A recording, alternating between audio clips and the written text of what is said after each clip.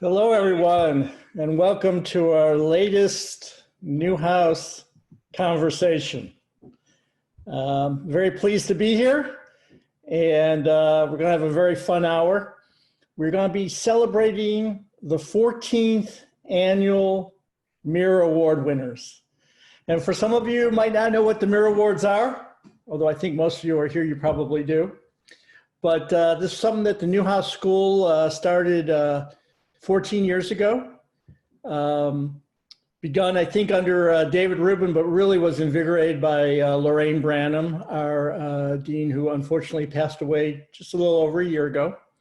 But she always loved the Mirror Awards, and particularly the juried competition, and we have the winners here right now.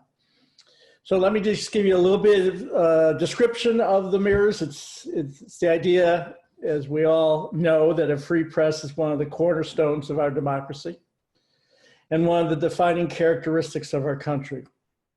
But journalism is increasingly under attack. We're compelled now more than ever to examine the media industry and to recognize and honor the role of the journalist. The Mirror Awards are the most important awards for recognizing excellence in media industry reporting on the media.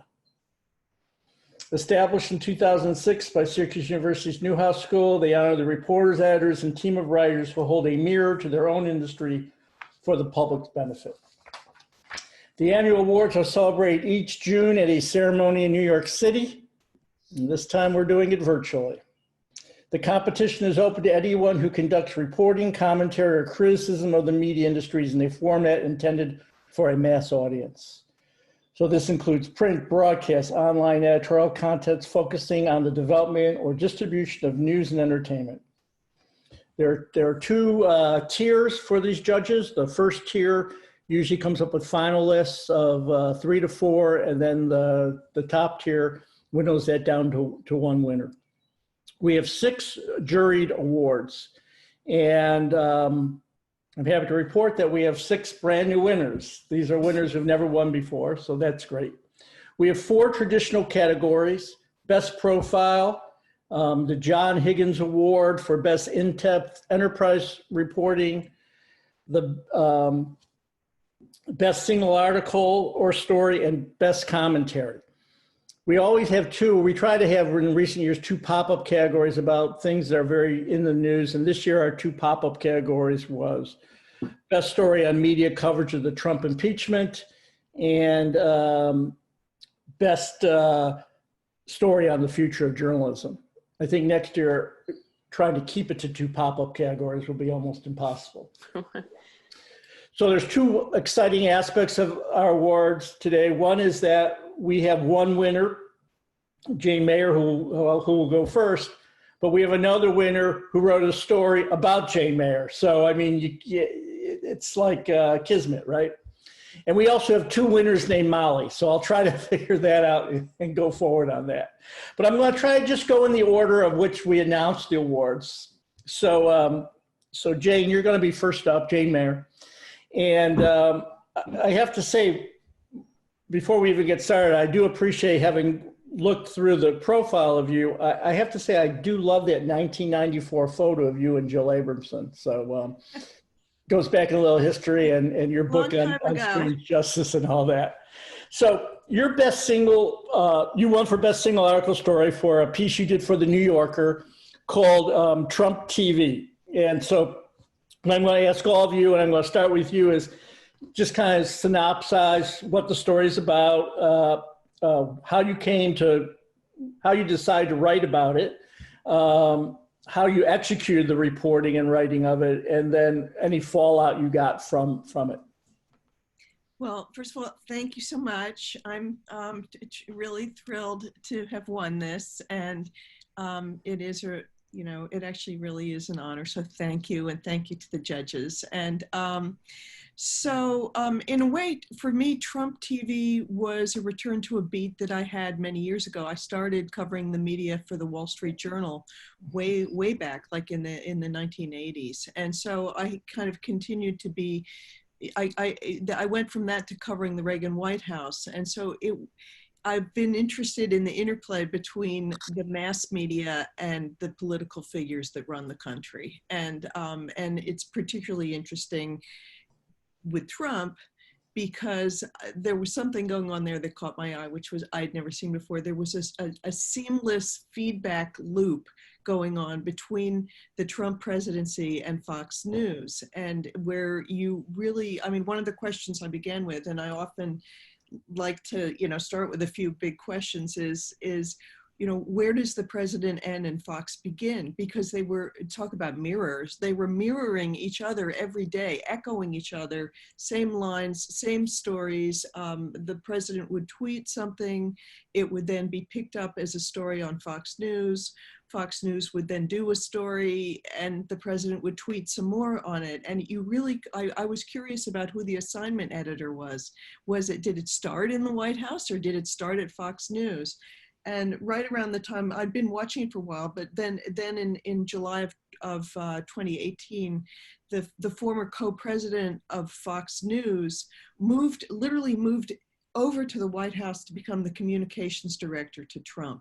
At which point there was, it wasn't just a theoretical melding of them, they was the same personnel. And as it turned out, he was still getting some pay from Fox while he was working for the Trump White House.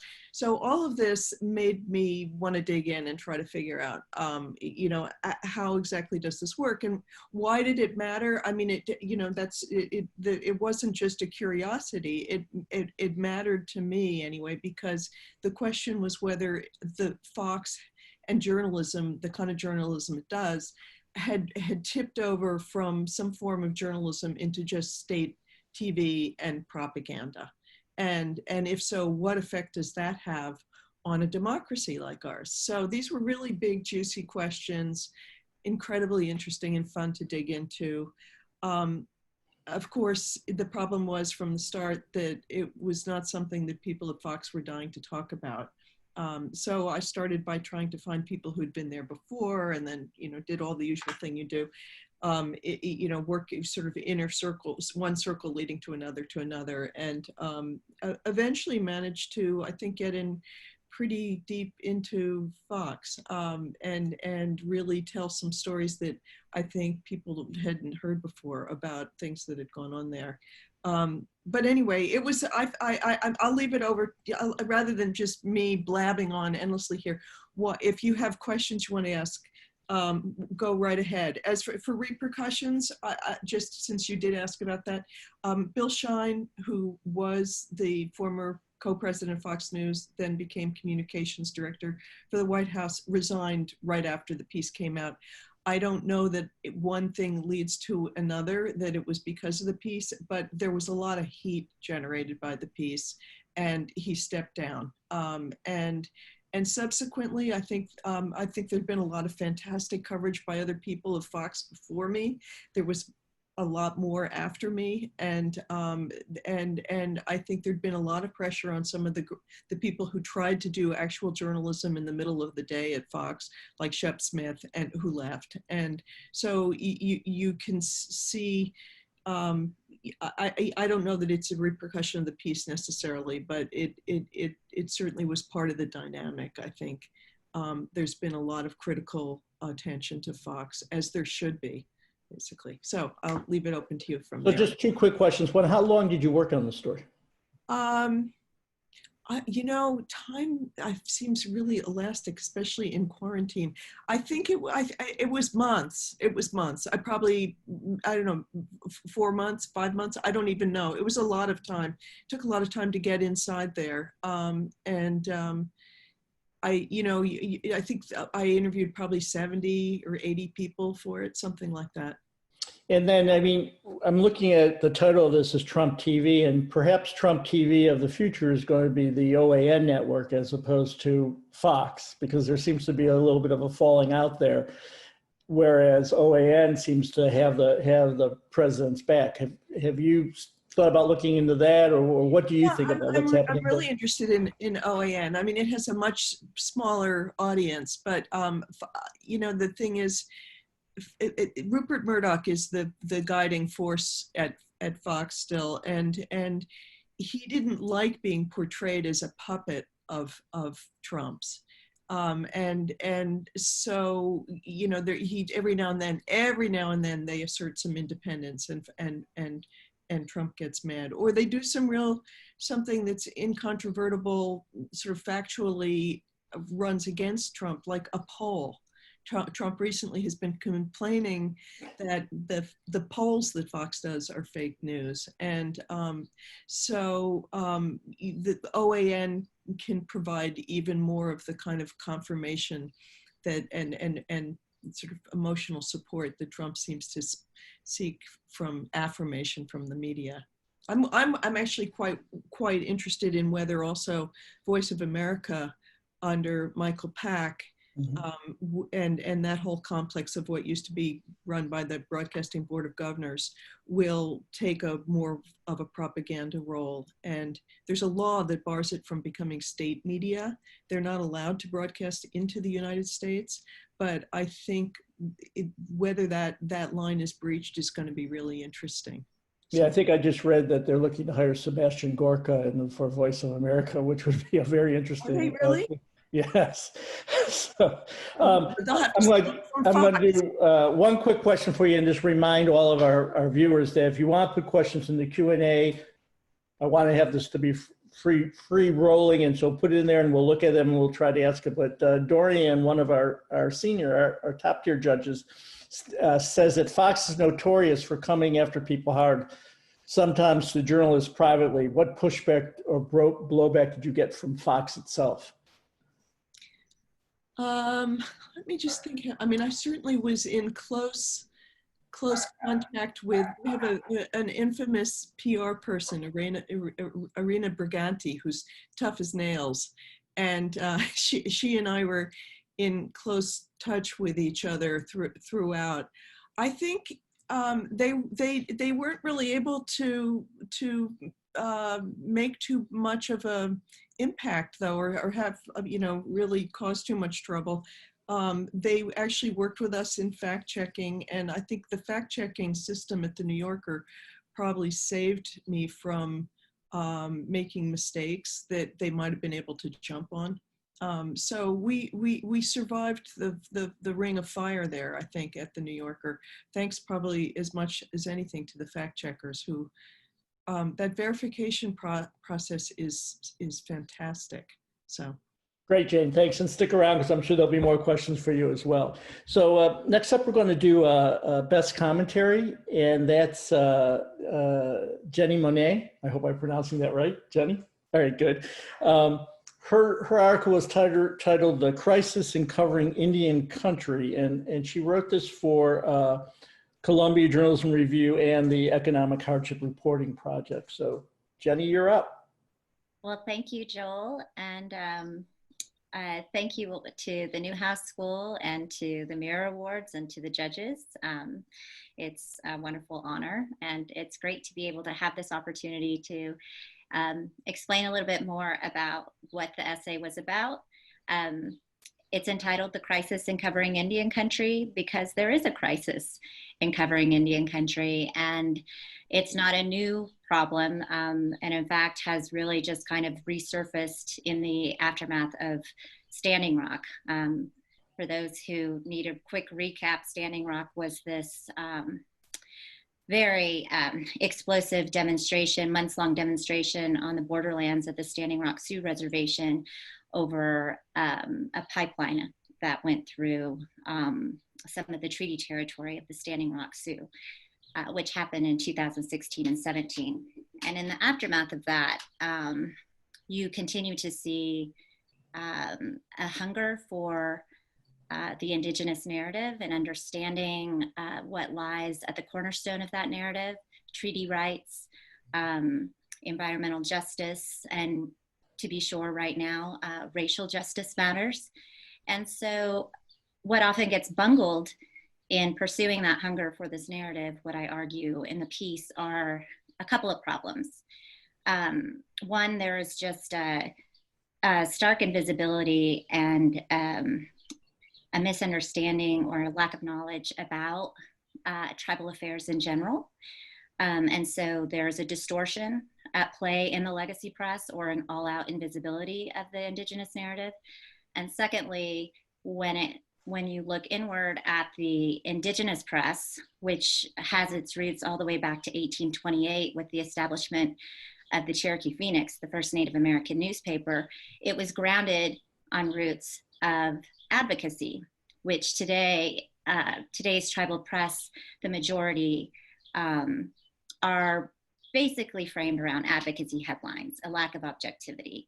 And what I argue in the piece is that both of those polar opposites delegitimize what is at the heart of this Indigenous narrative, and that is, I think, a source of enlightenment, particularly in an uprising right now where we're staring very frontal the very story of our colonization of this nation and trying to understand that and unpack that. And to me, that is the value of the Indigenous narrative and why I argue there is a need to bring some legitimacy behind these stories like Standing Rock, and integrity to the journalism behind it. And I argue even today, as I did in the piece, that there remains no signature space in the legacy press where there is an Indigenous, devoted to the Indigenous narrative. No column, no devoted beat. And when you compare that to other colonizing nations, Australia, Norway, Canada even, their representation of Indigenous stories in the regular news feed is by far and away better and more representative in their mainstream presses, and America lags sorely behind. And so what led me to write this piece was because I did cover Standing Rock quite extensively. I embedded myself out on the reservation over the course of 6 months. I experienced firsthand pushback at every turn from my editors. I'm a freelancer. I have been for many years, and I had to fight for every headline that I got out of that story before it became as sensational as it did. In large part, it was because the legacy press was so overconsumed with the election. It was that year that Trump was running for president. And then also, what also happened in that time frame was that the situation at Standing Rock got to be quite explosive. In fact, I argued in the aftermath of Standing Rock that it was the test kitchen for exactly what we're seeing unravel here today, dealing with journalists being arrested, of which I was one of them, militarized police, demonstrating what arguably was over excessive force on people's exercise of their First Amendment rights. And also really calling to question policing in America in general. And so in that respect, I have seen, again, just a steady uptick of interest in covering Indian country, and I think that that's great. I think it's overdue, but I also think that there's a real responsibility to now get the narrative correct, because what lies at the heart of the Indigenous narrative, unfortunately, has been two things. One, a lack of Indigenous people themselves being the architects of this narrative, the first historians of this narrative. It has largely been left to non-Indigenous people to interpret that. And secondly, in that light, it has been cast largely as a distorted narrative. And so I believe that there is this opportunity to amplify these stories, but also to do it in a way with some integrity. And what's been the fallout then since you wrote the piece for CJR? There was some fallout, actually, but it was not surprising. And in my piece, I spent about 4 months just kind of picking the right kind of strands and examples and anecdotes that I wanted to profile as a way to mark my points. Some of it was historical, some of it involves some current states of newsrooms. And one of the newsrooms I profiled was High Country News, which is one of the few publications in the United States that has a devoted beat to covering Indian country, tribal affairs. And my assessment at the time was that was exactly what I called the crisis of covering Indian country, and that there was a hunger for this narrative, and that it largely was being written. The first drafts of these histories from Indian country, once again, were largely written by non-Indigenous people. And I was not surprised at all to see High Country News come out a week later with an essay about my essay. However, I did feel like we gave fair treatment to High Country News. We reached out to the editor-in-chief for comment, shared our data with them, offered to explain the data, in which they came back with data of their own, which they failed to publish. So, I mean, and to this day, High Country News doesn't have a staffed Native American covering its Indigenous affairs beat. So I hope that this kind of recognition to this essay and the continued work that I do around this will work to correct that, because I think that what's also lies central to this are two things. One, it's not people's fault that they struggle to understand these concepts of tribal sovereignty, tribal affairs. They're a heavy lift for any journalist, but it's also just knowledge that we don't have in our public school systems. I mean, it's not people's fault that they don't get tribal sovereignty or treaties or why they matter in today's dialogue.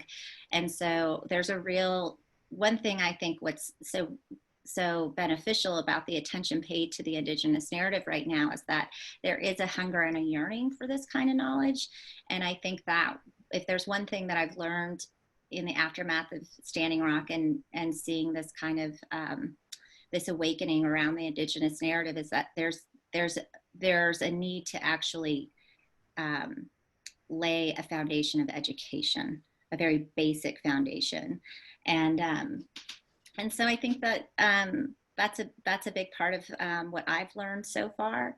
But also, there's a real need to build a core group of journalists who understand Indian country. And I think that anybody can write the Indigenous narrative if they understand even what are the essential nuances, what people might see as nuances of Indian country. But someone like me who grew up on a reservation and understand these kind of nuances, those are things that don't need to be taught, and then that don't make the Indigenous narrative such a heavy lift when it comes to a fast-paced news cycle.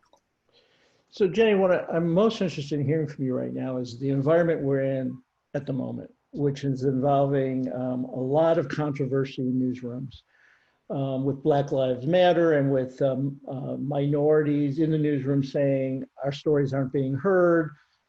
Our leadership is basically all white or mostly white, and we need to tell our stories. Yet, most of those newsrooms, some of them do have, African Americans, they have Latinos, but they don't really have any Native Americans. And when we talk about the stories that are happening right now, the protests, the monuments coming down, and particularly COVID, which has really affected the Native communities. I mean, what needs to be done in these legacy mainstream outlets so that Native Americans have their stories told? Well, again, I'll just go back to the first step needs to be that there needs to be a devoted beat to covering Indian country.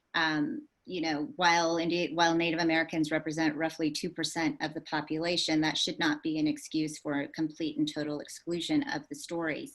What we saw in COVID, this is a great example, is that one, the narrative was largely written by non-Indigenous journalists themselves, and two, it was almost entirely fixated on one tribe to describe the plight for 574 tribal nations in the United States, the Navajo Nation.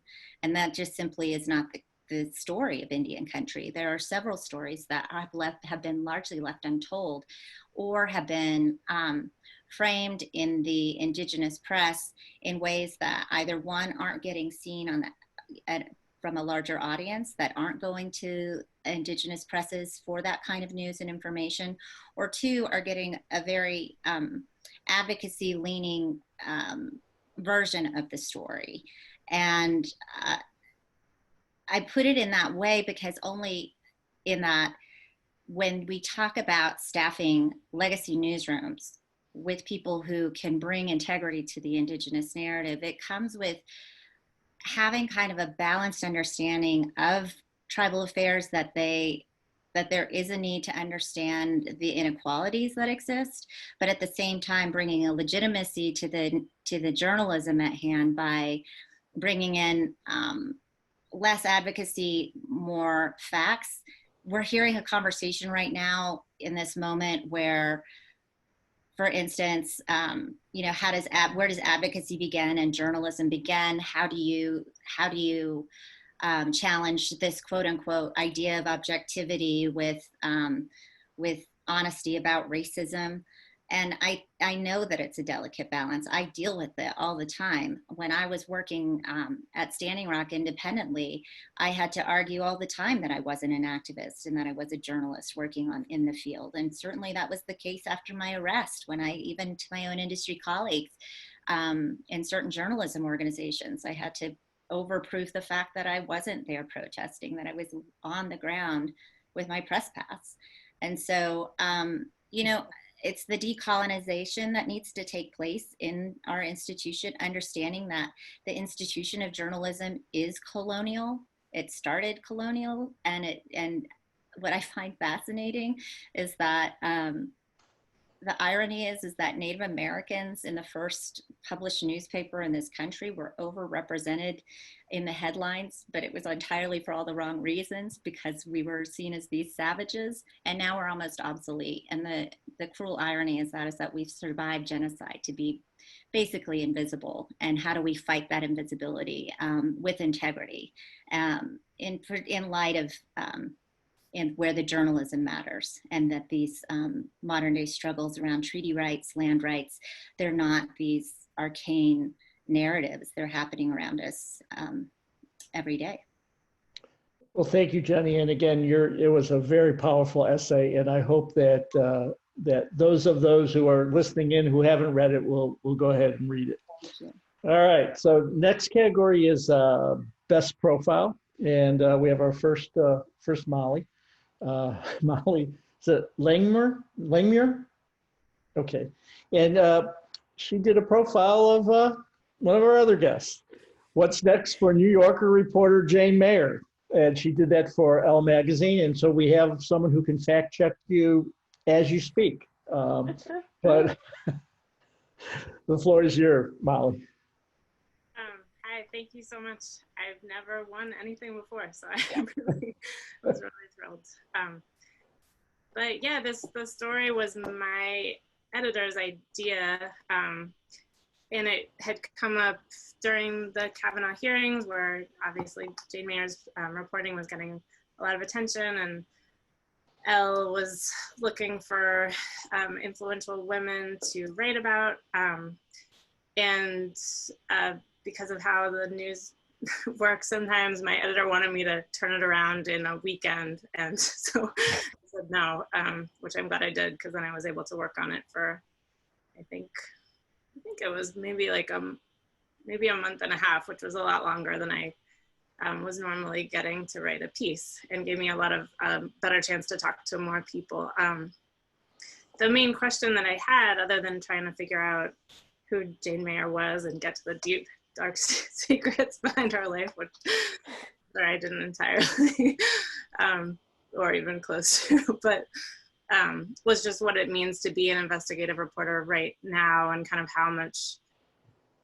how much influence and power you have, which it seemed to be something that was shifting. And that shift was really interesting to me to think of. It had this feeling of kind of, I don't know, like trying to fight against a tidal wave or something. And I was really curious to know what that was like for someone like Jane Mayer, and also kind of where that leaves all of us in terms of the press and the power of the press to, when the press is called fake news, it's such a powerful way to kind of invalidate any and all reporting to some extent. But yeah, so I talked to lots of people who knew her, and Jane Mayer was happily very forthcoming and helpful and really kind of, it was very nerve-wracking because I was having to interview a lot of people that were, really well-respected journalists, which it was just really nervous-making because you kind of, interviewing someone is always can be a little nerve-wracking, but when you feel like they might be totally judging the way that you're talking to them and maybe coming up with all the ways that you didn't get to the questions you should have gotten to or something. But that's exactly how I feel today, just so you know that. So we're together on that.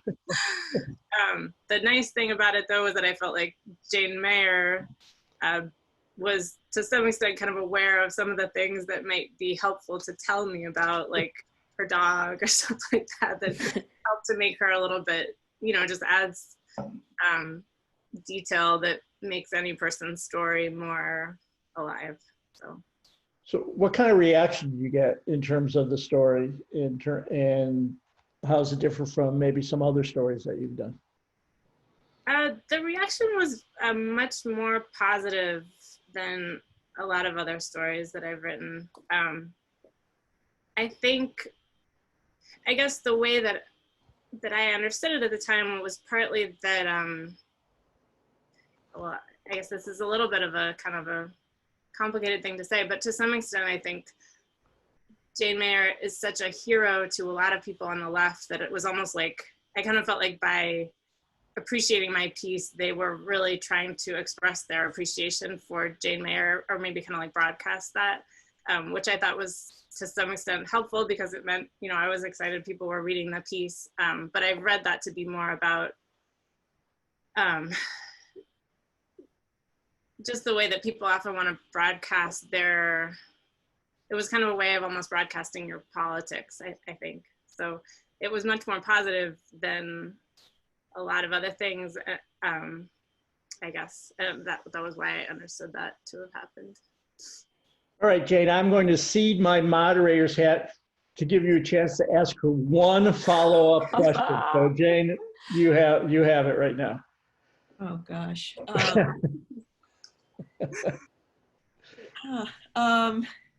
Was there anything that you really wanted to know that you never found out? Yes. Let's see. It's so weird, even just thinking back on the piece I wrote a long time ago, but considering the last 4 months, it also feels a lot longer than it would have otherwise. But I guess the main thing that I really wanted to know, just personally and kind of selfishly, was about your contacts and kind of how you got people to share as much with you as they do, often things that don't even benefit them at all. And that's a very big question that I don't even know that anyone could answer, but that was what I wondered about. So I think she's asking for your top 5 confidential sources, so we're all ears. Waterboarding is the technique. I did cover torture at one point in my life.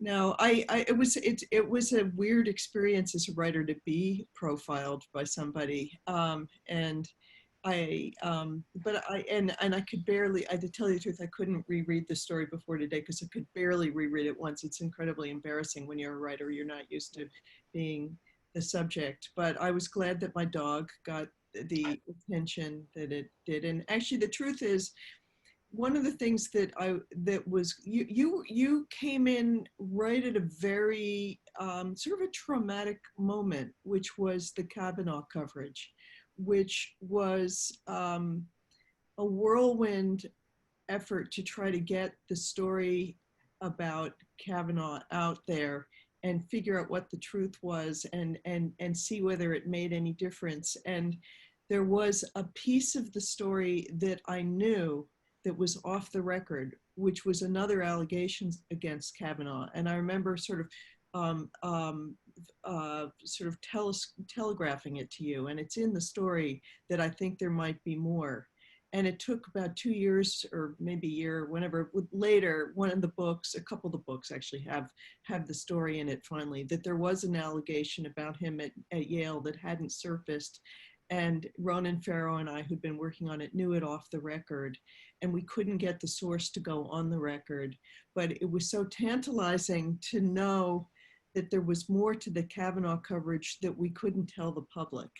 So that it was kind of an agonizing time to be a reporter. And that's when Molly came in and was asking, you know, do you really like doing this kind of work? And at that point, I was kind of really, it was fairly traumatic. And also we were, both Ronan and I, but I think especially I, was getting attacked a lot by the right-wing press that was, you know, saying that we had no grounds to be writing what we were writing, and it was weekly reported, and we knew there was more, but we couldn't say it.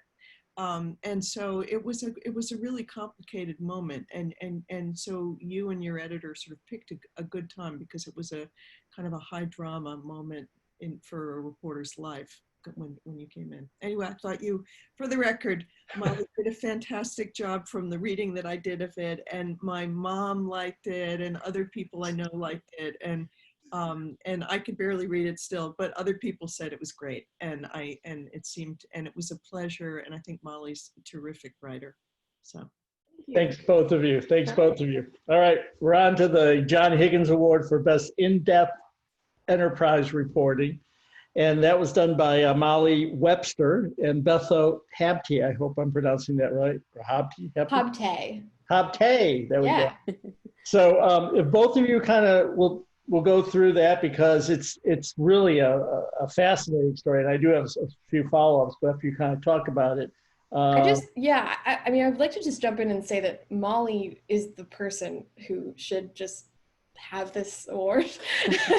I mean, I obviously, like, my name is on it because I produced it, and I'm very happy, but like, this is a reporting award, and Molly did the bulk of the reporting with some assist from me, and the pulling together the pieces of the story that inevitably becomes Radiolab is this like whole process that I ushered it through to the end. But as far as the reporting goes, like, Molly, I was marveling at every step of the process as I was listening to it, and creating the sound bites and how to structure it. So yeah, I want to just like say that there's a vacuum in the background that really soon stop. Okay, and then I'll just pass it on to Molly and just say, like, I'm just as in awe of her as you all are, and of everybody else on this panel. It's incredible to be here. It's also Bethel, we will put the spotlight on Molly, but I just want to let you know that we at the Newhouse School totally appreciate producers. Trust us. Thank you. Totally. We the Molly Webster totally appreciate the producer who helped me muddle through so many different anecdotes and like try and piece together an audio story about this and figure out how to do it in a way that felt neutral in wording and not like we were judging anybody while we went. And so for the story that I did, which is called Right to be Forgotten, and it's an audio piece that aired on Radiolab, and it's about Cleveland.com, which is a news site in Northern Ohio, which is where I'm from. I grew up in Ohio, and so a lot of times when I'm fishing around for story ideas, I'll go back to newspapers and things that I read growing up, and Cleveland.com obviously wasn't there when I was growing up, but now it is a major news source. And I was looking at their website and I saw essentially a column from their editorial board that just said that they were doing a project where they were erasing names from stories that had been published. And then there was a follow-up column which basically said, if you wanted your name to be erased from a story in which you had been quoted or referenced in some way, that you could petition them and they would consider your petition and they would get back to you about whether or not they would take you out of the story. And that, I just thought, I just immediately was captured by just like, this is happening, and how are they deciding this, and who is deciding this, and like, what does this mean?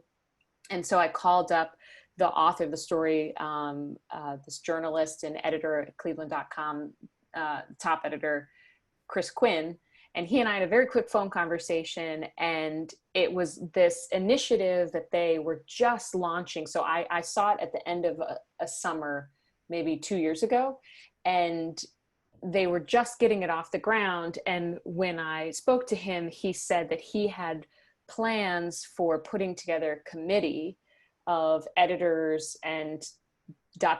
He wasn't quite sure what the plan was going to be, but that they were going to put together a group that as these petitions to be erased from articles came in, this committee would judge and think about and consider these petitions and decide whether or not to erase them.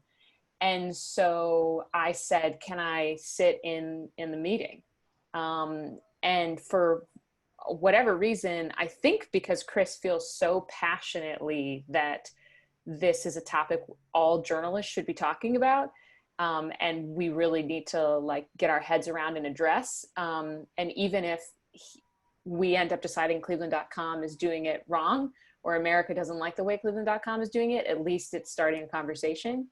And so when they eventually got their committee meetings going, I went in and sat in one of them in January. And then we took that tape and tried, and what happens in the committee meeting is they go through each of the petitions, and you can see the original article that the people were petitioned, that they were in. They can kind of plead in the petition about like why they think they should be removed, and then the committee deliberates. And so I just had mics set up all over the room, and we captured this conversation where they went through like 14 cases. And then while that was happening, I was also doing reporting with newspapers all across the country and in different countries to try and understand how, if they were getting these types of requests and how they were dealing with them. And that just sent me into a whole world of off the record conversations that were super helpful for reporting, but it was very hard to get people to go on the record to talk about what their institutions were doing. And so the process, and then as another part of that process was I wanted to talk to people who were getting deleted, which was very complicated because obviously they did not want to be further personified. And so trying to like build a trust in that relationship. And I talked to many, many people, which was a really interesting and beautiful sort of auditory moment, because it was like people were whispering their secrets to you. And there was this just really powerful exchange about like, what do we do with it? We ultimately, and this happened at the very, very last minute, ended up deciding to do one of the stories of someone who got deleted. And that probably ended up being one of the most controversial parts of the piece. Yeah. So how long did you end up working on this? You know, it was interesting because it took a year to come out, but I wasn't working on it in entirety the whole time, because it was like, I saw the initial article in August, September, and then, you know, I pitched it at the show. We wanted to do it, but we sort of had to wait for them to get the committee meetings going. Then I would like work on something else, maybe do a few phone calls to start getting a sense of how other online or print outlets were like thinking about this. And then there was like a chunk of reporting where I went to Cleveland in January, got tape, started going through that tape, and then I was like off it for a little bit, and then back in a very strong way from about maybe April. Building audio stories takes so long, especially this one was full of so many ethical quandaries, because in the end we had to decide ways to keep the cases anonymous, but still talk about the cases. And so it went through lots of ethical and lawyer discussions. So then from like April, and then it came out the following August. So, you know, the whole notion of the right to be forgotten, the right to be left alone, I mean, that's a huge legal issue, certainly in Europe, where they actually Yes. have it codified in the law, and it's more with the whole notion of Google. But I've really, before I heard your story, I didn't think any news organization in the United States would would even consider this. Have you seen anyone else other than Cleveland do this?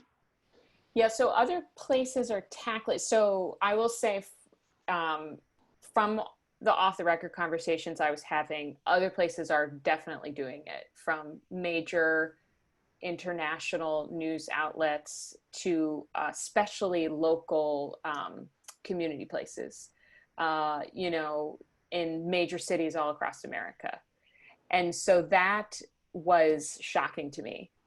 People who are talking about it in a public way, the Chicago Tribune is, the Toronto Star is, there's a woman down at the University of North Carolina who's in the piece, who's actually, there was one study done in 2009 by a woman at Toronto Star, her name was Kathy, except now I want to call her Kathy Starr, which is not right.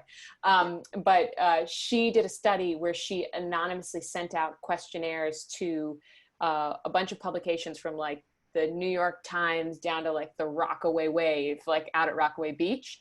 And she just asked them, you know, are you guys dealing with this? How are you dealing with this? And that was in 2009. And we ended up finding out about a researcher who's actually currently getting her PhD, and she's essentially repeating, updating, and broadening Kathy's original study. So she ended up being a really interesting resource talking to her, because she had had one-on-one interviews with people at different outlets, as well as sent out questionnaires and got feedback back. And so a lot of that was anonymous, but she had data and then is forthcoming going to publish on it. Well, it's certainly something to, you know, to keep an eye on. As a, you know, I feel I have two different perspectives. As a reporter, I wouldn't want anyone to do that, because I'd want to be able to look at all these things. But kind of as a professor who's seen how it's affects some of my students and their parents even, I can see the other side of that. But so thank you so much. And Bethel, it wouldn't have appeared without your help. It would not have appeared without Bethel's. I'm glad you're here as well. Tape cutting skills and just helping word all of it. All right.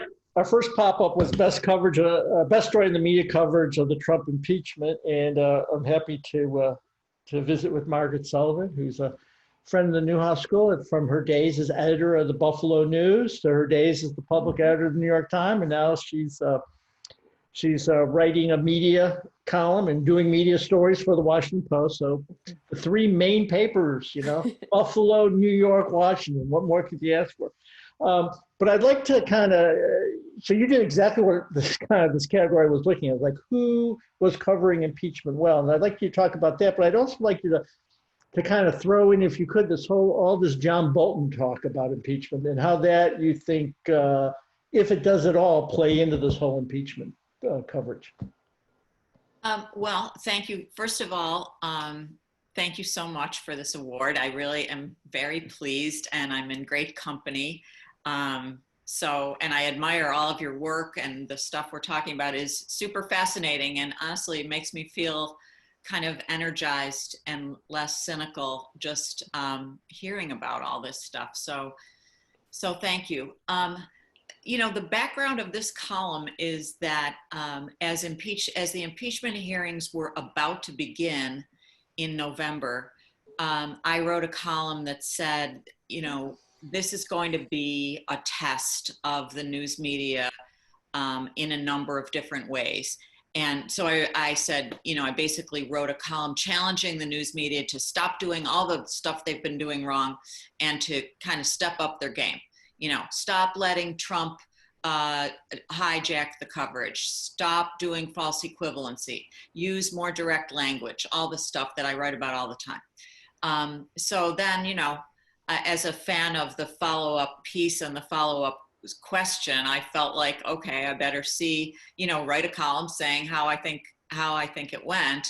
And, you know, I came to sort of a mixed bag conclusion that there were some things that were pretty awful. You know, and I think you guys may remember this part that very, you know, so I think the first person to testify was Bill Taylor. And you know, he's an interesting guy. I think he's a person of integrity, but he's not, you know, like a dynamic, sexy speaker or anything. And one of the broadcast reporters, or I can't remember exactly who it was, but it was like one of these comments that went viral, said that the first day of impeachment lacked pizzazz. And, you know, this became sort of a meme, that somehow the impeachment of the president and the hearings surrounding it needed to be a form of entertainment in order to be worthwhile. So, you know, that was just sort of one little element of this. And, you know, honestly, I write a column twice a week. So you know, the monkey's on my back every minute, basically. And sometimes I write columns because they're the ones that I think, I mean, the sort of the lens that I use is what interests me right now, you know, on a kind of a gut level. And I've learned to trust my gut on that. And also, and I hope this doesn't sound sappily, you know, idealistic, but I do try to think about what might be useful and might be of service. So, you know, those are kind of my two things. And I think this one, well, it kind of filled all the, you know, and you want people to read it. What are people really interested in right now? So that's kind of why I did this piece.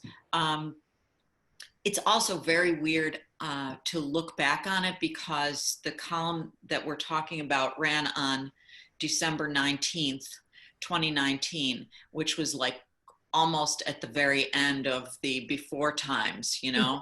And it just all seems so distant now, and we're just living in a different world. I mean, in the way that we're living in a different world ever since Trump was elected. And so, you know, it feels a little bit like that. The coronavirus, the stuff that came along in late February and then started to completely obsess our lives. And now the Black Lives Matter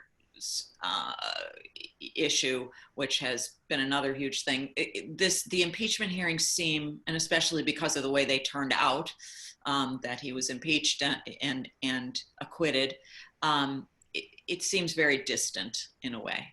I'm not sure what to say about John Bolton right now, or even exactly what you're asking me.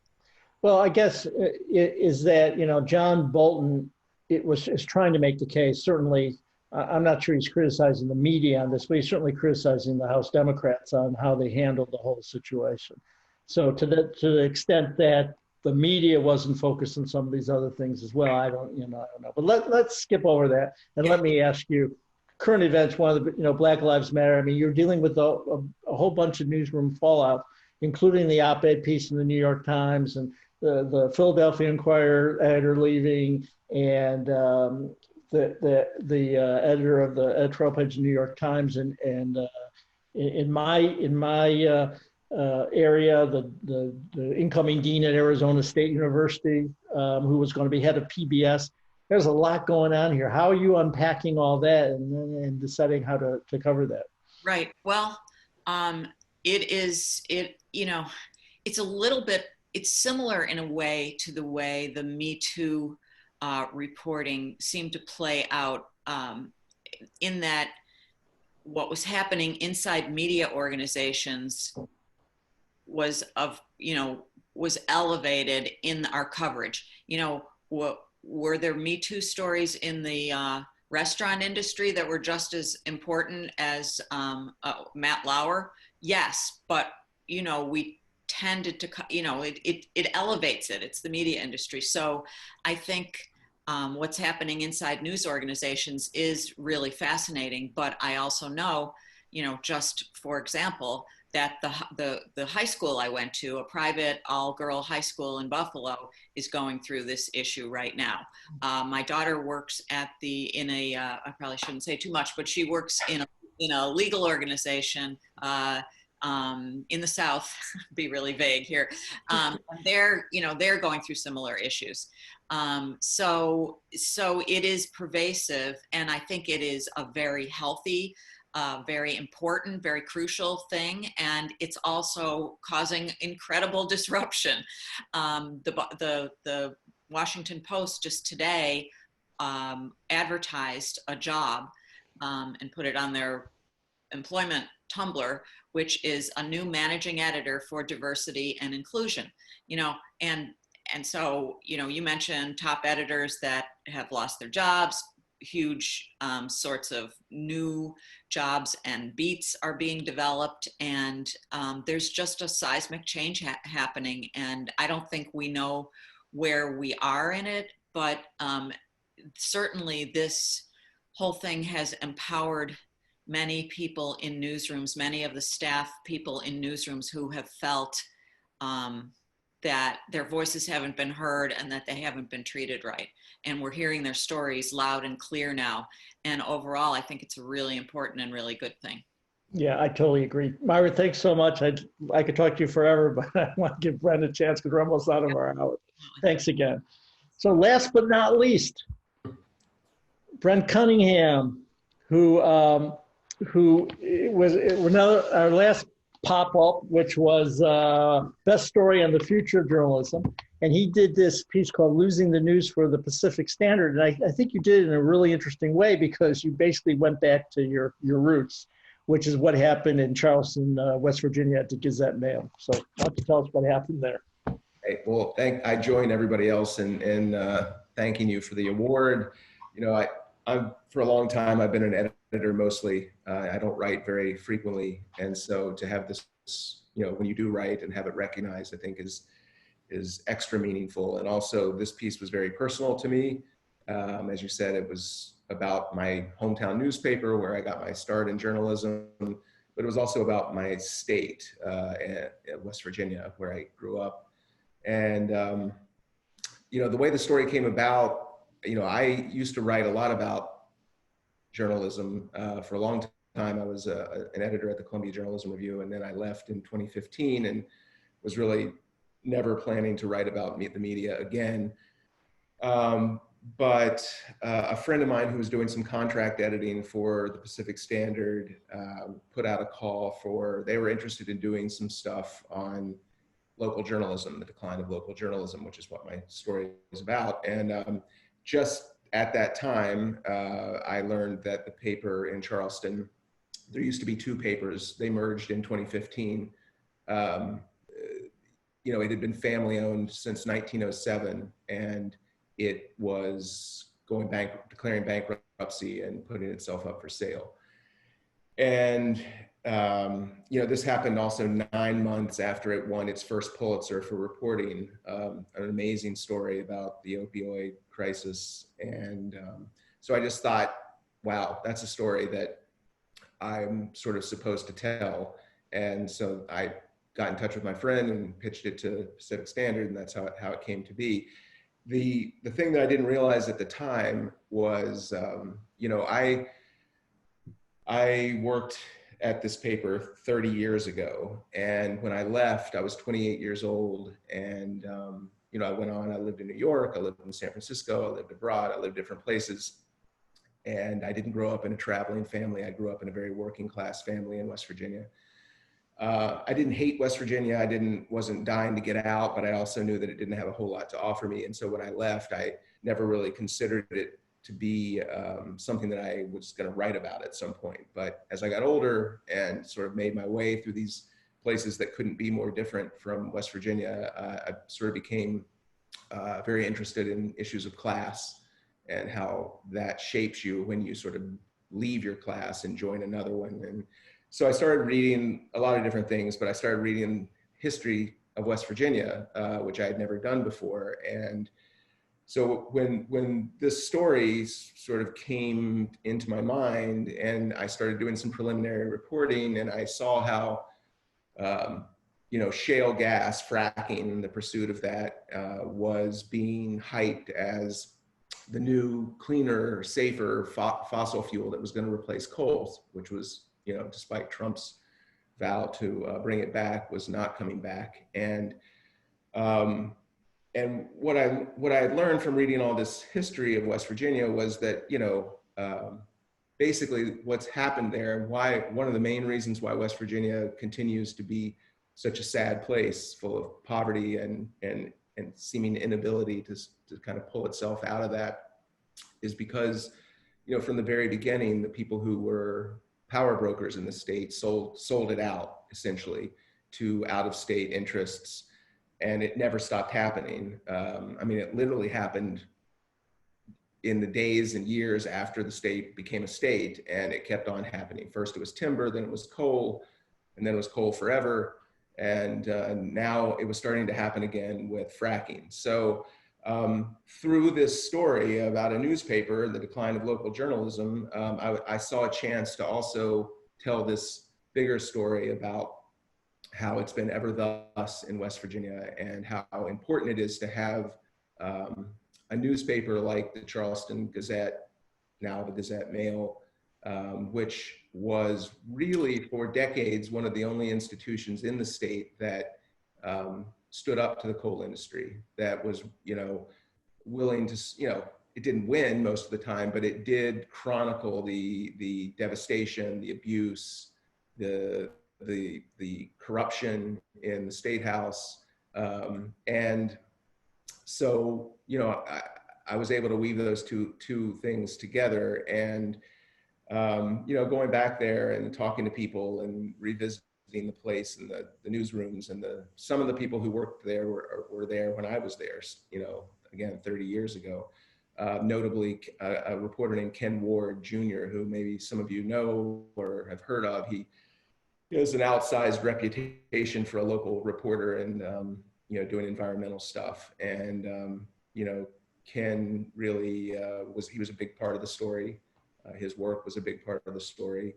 And, you know, I'm sad to say that the, you know, repercussions or the epilogue of this story is not a great one in any sense. The Pacific Standard, which commissioned the piece and I thought did a lot of great work, went out of business almost immediately after my story appeared. And, you know, I think that's a loss for journalism generally. The paper in Charleston, you know, it was purchased by a group of local investors who, some of whom had ties to the shale gas industry. The main investors did, and that was a big part of the story as well, you know, how they were going to balance these competing interests. And, you know, so far I think the answer is not well. So Ken Ward earlier this year left the paper. They fired the editor-in-chief, and, you know, Ken and the editor-in-chief are now starting a local, or like a nonprofit news outlet in West Virginia in partnership with ProPublica. But anyway, it's you know, I didn't have any illusions that me writing the story was really going to change the trajectory of the paper, but you know, it's only gotten worse. And you know, it's you know, so yeah, I mean, look, we all know this story. It's happening in communities all over the country, and in each one is its own sort of discrete tragedy in a way. Which is not to say that every local newspaper was as good as the Gazette in its heyday. I mean, it was a real, you know, I'll just say, you know, real quickly, it was led by a guy named Ned Chilton, who was from a wealthy Charleston family, went to Yale, was a contemporary of William Buckley, and came back to run his family's newspaper, and just, you know, really tore into the special interests in the state and coined the phrase "sustained outrage," which was the motto of the paper under him. And I think Ken Ward and some others really carried that forward after Ned died in the late 1980s. So anyway, that's the story, and it's not a great one. Well, thanks, Brent. Way to leave on a downer. No, it was a great story you wrote. You guys all really did great stories. I do want to apologize for the fact that we couldn't have the big party in New York City at Cipriani's, which we usually have, but we will make it up to you beyond this if and when we can start inviting visitors back to campus. you will all be getting an invitation to come in and speak to students live, and we'll be looking forward to that. In the meantime, and I also apologize to those who have questions, because it was just so fascinating a conversation that we didn't really get a chance to do that. But I'm sure that most of the panelists here will answer your questions. You go ahead and email them, and they're pretty easy to find. But again, thank you so much. Congratulations again. You all did a fantastic job, and please stay safe and go out there and keep reporting. And hope to see you again live and in person one of these days. Thank you so much. Thank you. Wonderful Thank job, you. everyone. Congrats all. Thank Yeah, you. congrats. Congratulations.